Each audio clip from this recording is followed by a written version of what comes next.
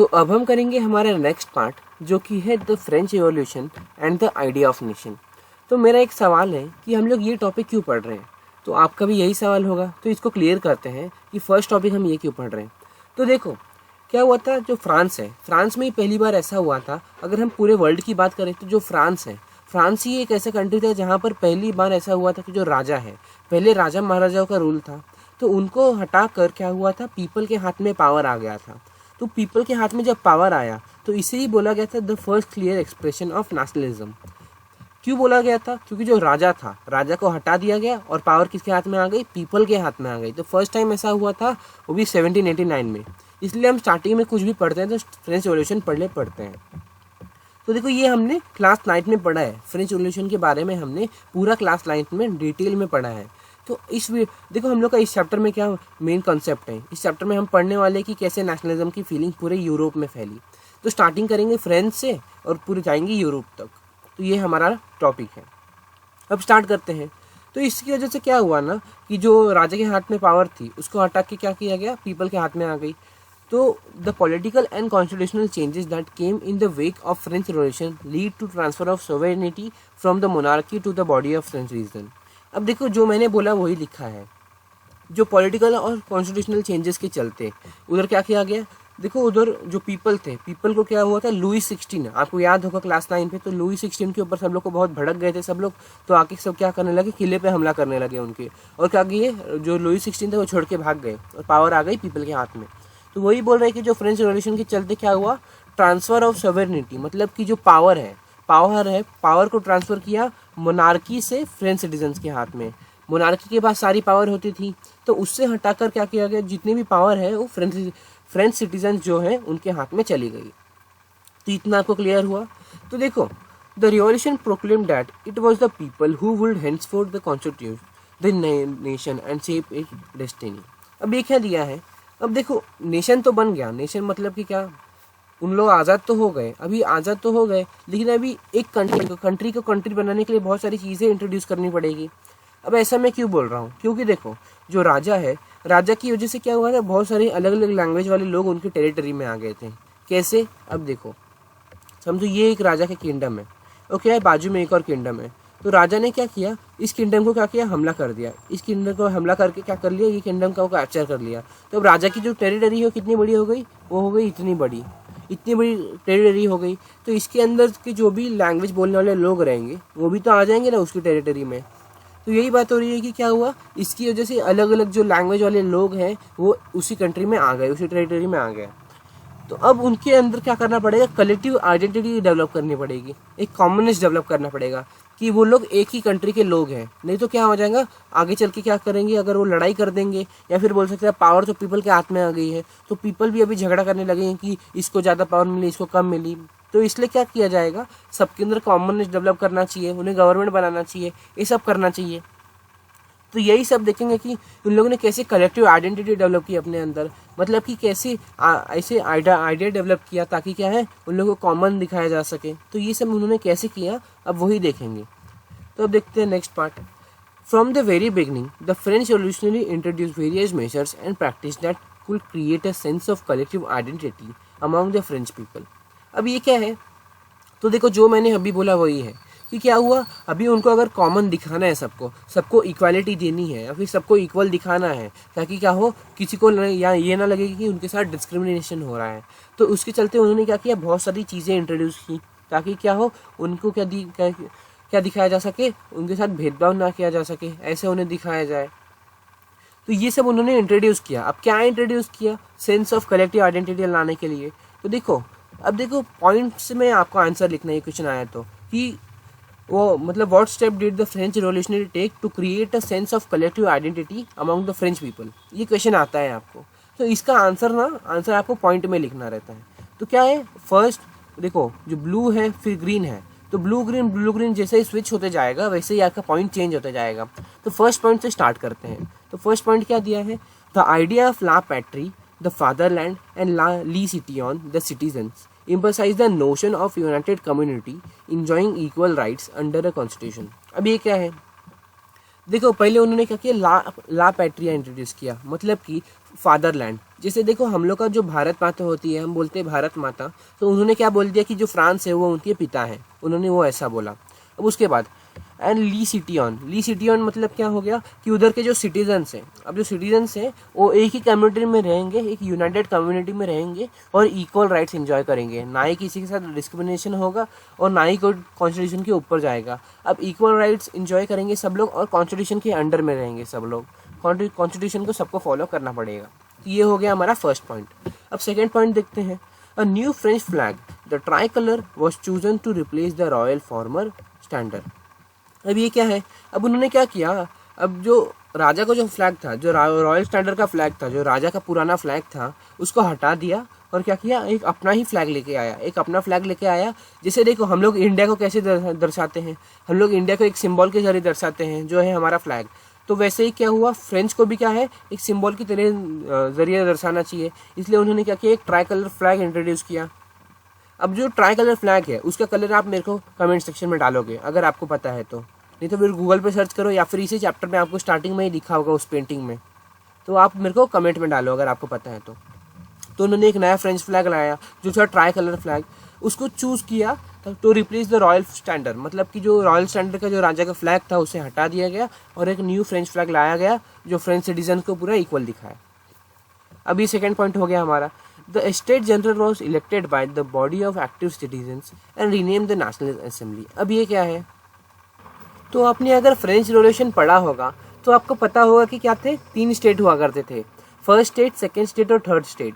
और उसमें क्या था, 2 स्टेट को पावर थी जो स्टेट जनरल इलेक्ट कर सके। मतलब कि क्या था, 2 स्टेट क्या करती थी, फर्स्ट स्टेट और सेकेंड स्टेट क्या करती थी, पीपल को चुनती थी, उसके बाद वो क्या करते थे, स्टेट जनरल बनाते थे, मतलब कि मिनिस्टर्स चुनती थी। स्टेट जनरल के अंदर मिनिस्टर्स रहते थे, तो जो उनको चुनने की पावर किसके पास रहती थी, कॉमन पीपल के पास ही रहती थी। लेकिन क्या था पहले, लेकिन फर्स्ट स्टेट और सेकंड स्टेट की जो ग्रुप ही जो थे वही क्या कर सकते थे, इलेक्शन कर सकते थे, मतलब इलेक्ट कर सकते थे। और जो थर्ड स्टेट हुआ करता था जिसमें गरीब लोग आते थे, उसको क्या था, उन्हें कुछ राइट नहीं था इलेक्ट करने का।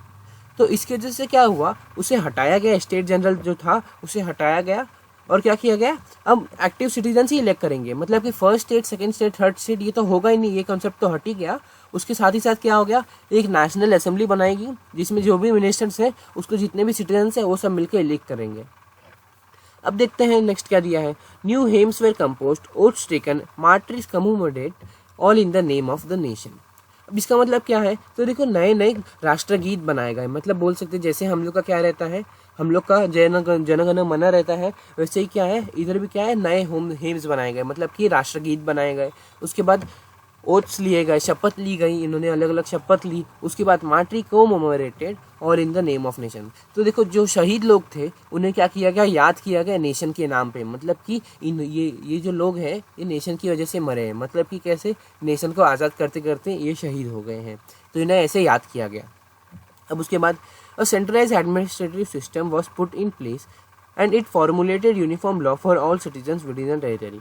तो इसका मतलब क्या है, तो पहले क्या हुआ करता था कि जो लॉ है, लॉ बोल सकते हैं कि जो राजा था, राजा के कंट्रोल में क्या था, बहुत बड़ी टेरिटरी थी। तो वो जो टेरिटरी है वो टेरिटरी के अंदर ही वो क्या करता था, अलग अलग जगह पे अलग अलग लॉ इंट्रोड्यूस करता था, मतलब कि एक ही टेरिटरी में अलग अलग जगह पे अलग अलग लॉ इंट्रोड्यूस करता था। इसकी वजह से क्या होता था, कुछ लोगों को डिस्क्रिमिनेशन होता था, कुछ लोगों को फ़ायदा होता था, कुछ लोगों को नुकसान होता था। तो उसकी वजह से जो पावर है वो जब फ्रेंच सिटीजन के हाथ में आई, मतलब जो फ्रेंच के पीपल है उनके हाथ में जब पावर आई, तो उन्होंने क्या किया, ये सब चीज़ को हटा दिया और एक यूनिफॉर्म सेंट्रलाइज एडमिनिस्ट्रेटिव सिस्टम बनाया। मतलब कि अब क्या है, एक सेंट्रलाइज एडमिनिस्ट्रेटिव सिस्टम बना रहेगा, जिससे क्या होगा कि जो यूनिफॉर्म लॉ रहेगा वो पूरे कंट्री में रहेगा जी। मतलब एक अगर लॉ बना तो वो पूरे एरिया के लिए रहेगा, जितनी एरिया के अंदर वो फ्रेंच के पीपल आते हैं, जितने पीपल आते हैं। तो वो था क्या, सेंट्रलाइज एडमिनिस्ट्रेटिव सिस्टम। अब देखते हैं नेक्स्ट क्या दिया है। Internal custom duties and dues were abolished and a uniform system of weight and measures was adopted. अब क्या हुआ था, जो पुराने ड्यूटीज़ थे, मतलब जो पुराने उधार चुकता करने थे सबको, वो क्या किया, वो एबॉलिश कर दिया गया। बोला कि अब हम एक नई शुरुआत करेंगे, तो ये सब आप भूल जाओ। उसी के साथ ही साथ एक uniform system of weight and measurement was adopted. अब ये क्या है, तो ये आपने फ्रेंच रिवॉल्यूशन में ही सेम पढ़ा है, यही मैं आपको रिवाइज कर रहा हूँ, बस ज़्यादा कुछ नहीं है। तो क्या हुआ करता था कि एक ही टेरिटरी में क्या हुआ करता था, अलग अलग जगह पे 1 मीटर कपड़ा कहीं इतना होता था, कहीं इतना होता था। और कहाँ वजन करने के लिए कुछ अलग मेजरमेंट लिया जाता था और कहीं अलग लिया जाता था।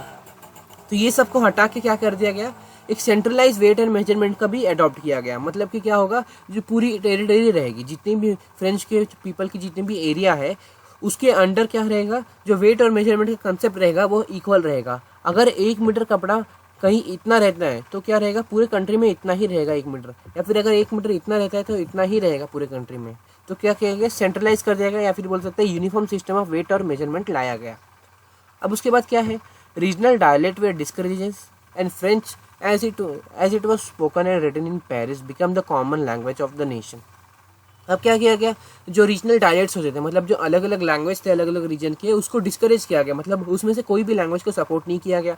और जो फ्रेंच लैंग्वेज थी, फ्रेंच को क्या करते थे, पेरिस में बोला जाता था, लिखा जाता था, इसलिए क्या किया गया, उससे एक नेशनल लैंग्वेज या फिर बोल सकते हैं कॉमन लैंग्वेज घोषित कर दी गई नेशन की।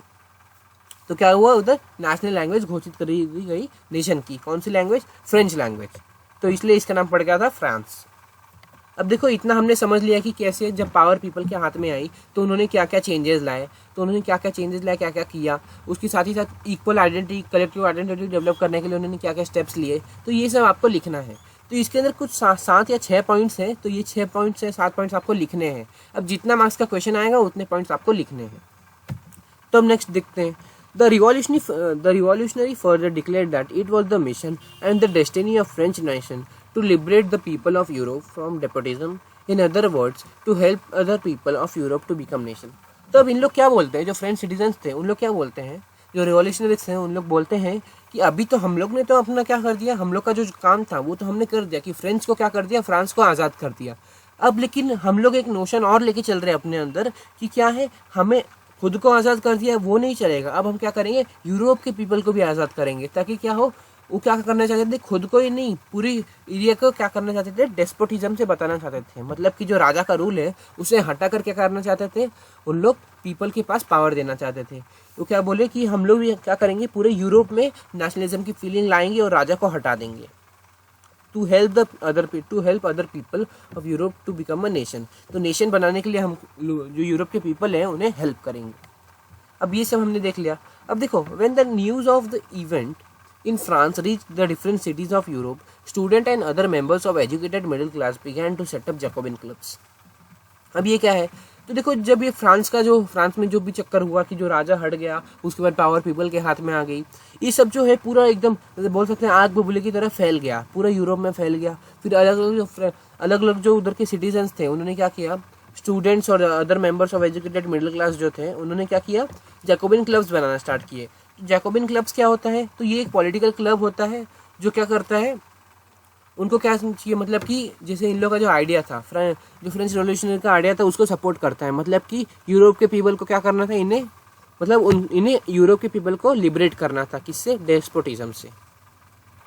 Their activity and campaign prepared the way for the French army, which moved into Holland, Belgium, Switzerland and much of the Italy in 1970s। अब ये क्या है, तो देखो क्या किया गया, जो अलग अलग जो जैकोबिन क्लब्स बने थे उन लोगों ने क्या किया, एक्टिविटीज़ की, कैंपेन्स की बहुत सारे। तो कि क्या हो, जो फ्रेंच आर्मी है उसे एक वे मिल जाए ताकि वो उनकी कंट्री में आ जाए, उन्हें क्या करे, उन्हें आज़ादी दिलाने की कोशिश करे, आज़ादी दिलाने में मदद करे। तो कहाँ कहाँ बुलाया गया था उन्हें, हॉलैंड में, बेल्जियम में, स्विट्ज़रलैंड में, और बहुत सारी इटली के जो पार्ट है उधर भी क्या किया गया था, उन लोग गए थे। कब तक, 1970s के टाइम पे। अब देखो, with the outbreak of the revolutionary wars, the French armies began to carry the idea of nationalism abroad। अब ये क्या है, तो ये सब चीज़ के चलते, ये सब जो फ्रेंच में रिवॉल्यूशन हुआ उसके चलते अब उन लोग क्या बोले कि ये जो हम लोग का आइडिया है वो हम अब्रॉड तक पहुंचाएंगे, मतलब कि कंट्री के बाहर तक पहुंचाएंगे पूरी। तो अब देखते हैं आगे क्या दिया है। तो अब देखो आगे क्या दिया है, with in the wide swathe of territory that came under his control, Napoleon set about introducing many of the reforms that he had already introduced in France। अब ये क्या है, अब क्या हुआ था कि ना, नेपोलियन, आप बोला कि एक नया नाम सुन रहे हो आप, तो इससे पहले एक इंट्रोडक्शन सुन लो। और कि देखो क्या हुआ था कि ये सब जो रिवॉल्यूशन हो रहा था, ये सब जो क्या किया गया था, फ्रेंच आर्मीज जो थी उन्हें अलग अलग कंट्री में बुलाया गया था, और साथ ही साथ जो फ्रांस में क्या हुआ था, फ्रांस में अलग अलग जो चेंजेस आए थे उन्हें एक जन लीड कर रहे थे। लीड कर रहे थे, मतलब क्या कर रहे थे वो पहले क्या कर रहे थे, इंट्रोड्यूस ही कर रहे थे, वो भी मतलब पीपल की तरह, कॉमन पीपल की तरह ही क्या कर रहे थे, इंट्रोड्यूस कर रहे थे सब। जैसे हम लोग ने देखा कि फ्रांस में क्या क्या नए नए चीज़ इंट्रोड्यूस हुए कॉमन कलेक्टिव आइडेंटिटी लाने के लिए। फिर जब अलग अलग कंट्रीज उन्हें बुलाने लगी ताकि उन्हें नेशनल आज़ादी दिलाया जा सके, मतलब अलग अलग कंट्रीज जो उन्हें बुलाने लगी आज़ादी दिलाने के लिए कि हमें भी आज़ाद कर दो, तो क्या हुआ, उससे उस टाइम लीड कौन कर रहा था, उस टाइम एक बंदा लीड कर रहा था, वो था नेपोलियन। अब नेपोलियन आपने क्लास 9th में एंडिंग पार्ट में पढ़ा होगा, क्लास 9th के एंडिंग पार्ट में, तो उधर से ही हम लोग क्या कर रहे हैं, उधर से ही कंटिन्यू करने वाले हैं पूरा चैप्टर। मतलब बोल सकते हो इधर पार्ट 2 हो गया वो, और ये जो 9th में आपने पढ़ा था वो पार्ट 1 हो गया। तो देखो नेपोलियन जो है, अब नेपोलियन क्या थे, नेपोलियन एक मिलिट्री जनरल थे। अब क्या उसके वो क्या कर रहे थे, धीरे धीरे डिक्टेटर का रूप ले रहे थे। मतलब क्या हुआ, पहले तो वो मिलिट्री जनरल जैसा ही काम कर रहे थे कि अलग अलग कंट्री में राजा को मार के, राजा को हरा के क्या कर रहे थे, पीपल को आज़ाद कर दे रहे थे। लेकिन धीरे धीरे क्या हुआ ना, उन लोग वो ऐसा करते करते खुद ही मोनार्की का एक रूप लेने लगे। Through a return to monarchy Napoleon had no doubt destroyed democracy in France, but in administrative field he had incorporated revolutionary principles. अब ये सब क्या है एक बार आपको बता देता हूँ। तो क्या हुआ, धीरे धीरे करके जो नेपोलियन है, नेपोलियन ने अलग अलग जगह को कैप्चर करने लगा ताकि क्या दिलाया जा सके, जो फ्रांस के जो सिटीजन्स हैं, फ्रांस के सिटीजन्स के साथ ही साथ जो यूरोप के लोग हैं उन्हें भी आज़ादी दिलाया जा सके। जो फ्रांस है, फ्रांस में जो जो चीज़ इंट्रोड्यूस हुई थी, जो अलग अलग चीज़ इंट्रोड्यूस हुई थी, क्या किया गया था, वही जो भी नेपोलियन ने कैप्चर किया था वहाँ इंट्रोड्यूस हुई। मतलब कि देखो क्या हो रहा था कि देखो जो फ्रांस है, फ्रांस को छोड़ के और भी जो कंट्रीज़ हैं, वहाँ के जो लोग थे वो क्या बोल रहे थे कि क्या हो, जो नेपोलियन है, नेपोलियन तुम आ जाओ, हमको क्या कर लो, हमारे राजा को मार के हरा दो और हमें भी क्या कर लो, अपने अंडर में ले लो। अब इन लोग ऐसा क्यों बोल रहे थे, क्योंकि इन लोगों ने देखा था जो फ्रांस में क्या था, फ्रांस में अलग अलग चीज़ इंट्रोड्यूस होती, तो उसकी वजह से पीपल को ही फ़ायदा हो रहा था, उधर पीपल को ही फ़ायदा हो रहा था उस सब चीज़ के चलते।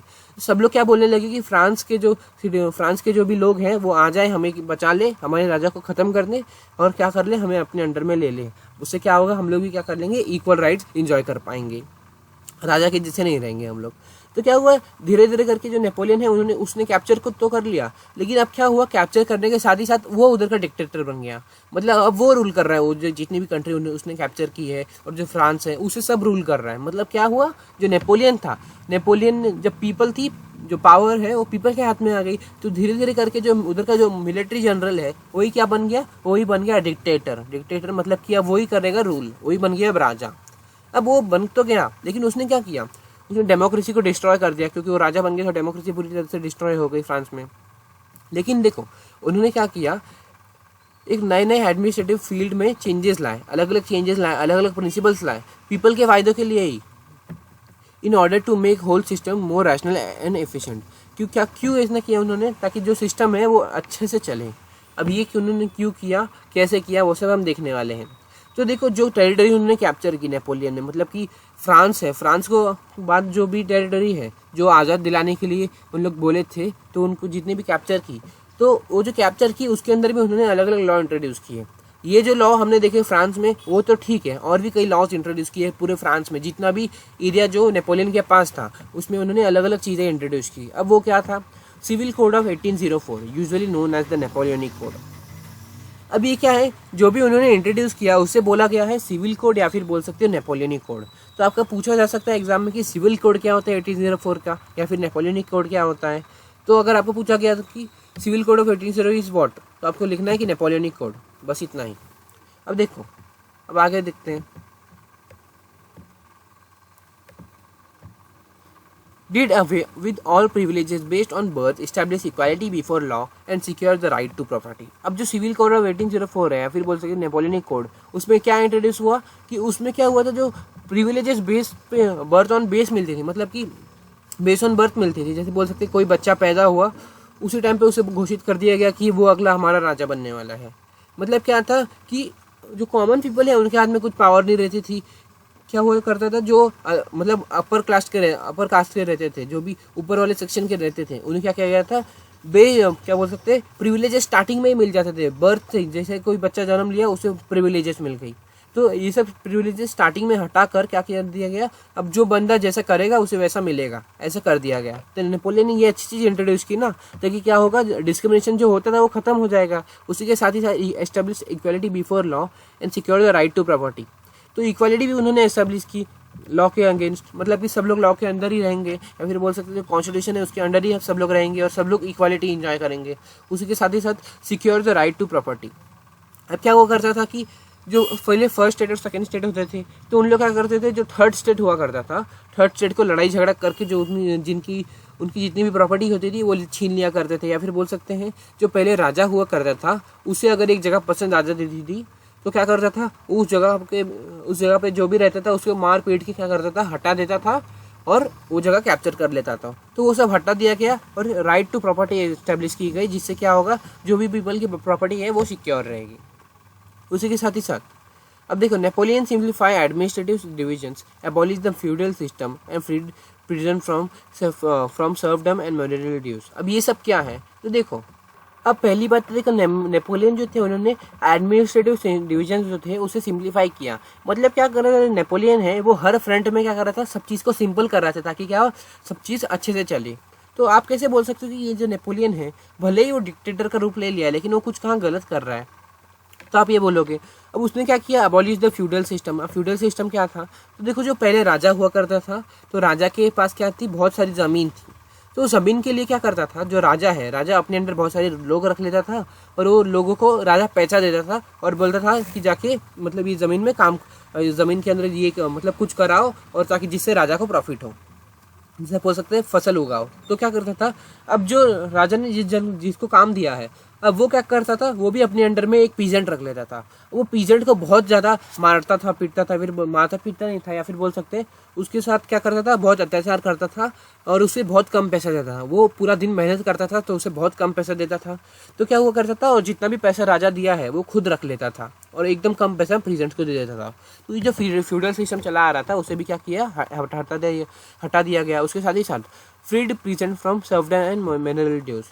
तो पहले क्या हुआ करता था कि सर्वडम मतलब क्या हो गया, कि जो पीजेंट्स हैं, पीजेंट को क्या हुआ करता था कि एक जैसे लैंड है, एक जगह है, एक लैंड है, तो क्या हुआ करता था कि जो राजा है, राजा बोलता था कि तुम जन्म से लेके मरने तक इसी जगह पे काम करोगे, चाहे इधर का जो मिट्टी है वो अच्छा रहे चाहे खराब रहे, तुमको इधर ही काम करना पड़ेगा। तो ये जो सर्वडम का सिस्टम था वो भी हटा दिया गया और जो भी ड्यूज चलते थे पीजेंट्स के, मैनुअल ड्यूज जो थे, उन्हें एबॉलिश कर दिया गया।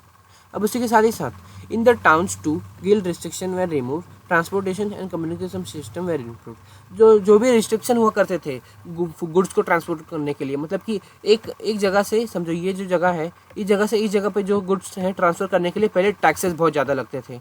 तो बहुत ज़्यादा टैक्सेस थे, उसे क्या किया गया, वो हटाया गया, जितने भी रिस्ट्रिक्शंस थे उसे हटाया गया और क्या किया गया, ट्रांसपोर्ट और कम्युनिकेशन जो सिस्टम था उसे इम्प्रूव किया गया। अब देखो कितना अच्छे से क्या कर रहे हैं, नेपोलियन सब चीज़ को हैंडल कर रहा है। तो आप बोल सकते हैं नेपोलियन क्या कर रहा था, वो अच्छा ही कर रहा था। अब लेकिन धीरे धीरे करके क्या करने लगा, वो बहुत ज़्यादा बुरा करने लगा। वो क्या करने लगा वो देखते हैं।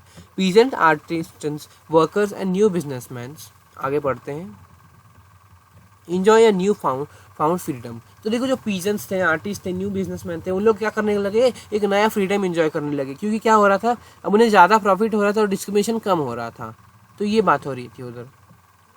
उसी के साथ ही साथ प्रोड्यूसर्स ऑफ गुड्स, तो ये तो हमने पढ़ लिया, इन अ पर्टिकुलर ठीक है, began to realize that uniform law, standardized weight and measures, and a common national currency would facilitate the movement and exchange of goods and capitals from one region to another। तो ये सब चीज़ से क्या होगा ना, कि जो गुड्स है, गुड्स का जो ट्रांसपोर्ट होने वाला होगा, मतलब एक रीजन से अलग अगर दूसरे रीजन में गुड्स का ट्रांसपोर्ट करना है, तो उससे क्या होगा, उन्हें ज़्यादा लॉस नहीं गेन करना पड़ेगा। नहीं तो पहले क्या होता था कि एक रीजन से अगर दूसरे रीजन में उनको गुड्स ट्रांसफर करना रहता था, तो उनको क्या होता था, 1 से 2 रुपये का प्रॉफिट होता था, या फिर वो भी नहीं होता था, क्योंकि इतना सारा उन लोग टैक्स भर डालते थे। तो इसके वजह से भी क्या हुआ, तो उन्हें अब ज़्यादा प्रॉफिट होने लगा है। और साथ ही साथ अब क्या है, अपना ही कोई रिस्ट्रिक्शंस है, गुड टैक्सेस भी बहुत कम लगा दिए गए हैं, तो सब कम कर दिया गया था।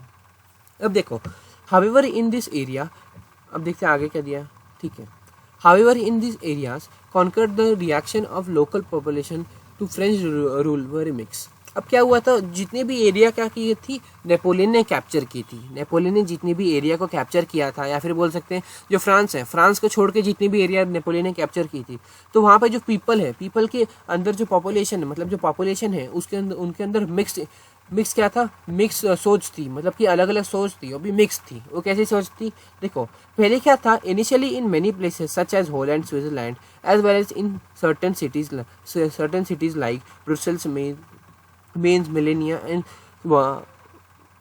Warsaw, the French army were welcomed as harbinger of liberty. अब ये क्या है समझो। तो पहले क्या हुआ करता था ना, पहले क्या था कि जो नेपोलियन था, नेपोलियन के बारे में हम सब लोग क्या बोलते थे, जो जितनी भी कंट्रीज या फिर बोल सकते हैं होलैंड है, स्विट्जरलैंड है और भी बहुत सारी जो कंट्रीज है, वो क्या करते थे, वो बुलाए थे नेपोलियन को, बोले थे कि आओ हमारे राज्यों को क्या करो, मार पीट के भगा दो और क्या करो हमारे ऊपर कैप्चर कर लो, ताकि हमें क्या मिले, इक्वालिटी मिल सके तुम्हारे जैसे। तो पहले ये हुआ था।